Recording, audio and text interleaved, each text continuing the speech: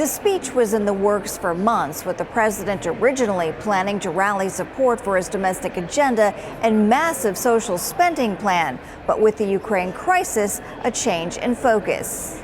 Putin's latest attack on Ukraine was premeditated and totally unprovoked. He rejected repeated efforts at diplomacy. He thought the West and NATO wouldn't respond.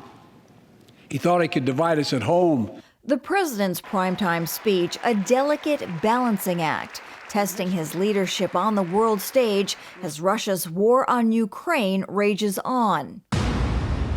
Biden, criticized by members of both parties for not standing up quickly enough to Russian President Vladimir Putin, highlighted the battle between democracy and autocracy, announcing new efforts by his administration to push back. We're coming for you, ill-begotten gains. And tonight, I'm announcing that we will join our allies in closing off American airspace to all Russian flights, further isolating Russia and adding additional squeeze on their economy.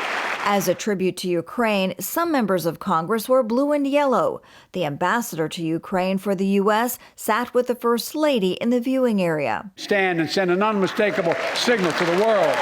The president's speech comes with his approval at a dismal 37%, thanks to a lingering pandemic, soaring gas prices, and record inflation, helping tank Biden's popularity as November midterms loom. Despite all of his spin and rhetoric, our inflation's at a 40-year high. We've got gas prices at a 7-year high. Crime is rampant. Our southern border is an absolute disaster. Sadly, every one of these things is self-inflicted. But Biden touted progress in the fight against COVID, low unemployment, and introduced his unity agenda.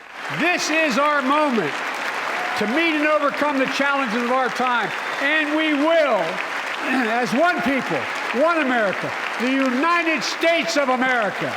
Republicans, however, aren't buying it, criticizing the policies of the president and his party, as pointed out by Iowa Governor Kim Reynolds in the GOP response. It feels like President Biden and his party have sent us back in time to the late 70s and early 80s, when runaway inflation was hammering families, a violent crime wave was crashing our cities, and the Soviet army was trying to redraw the world map.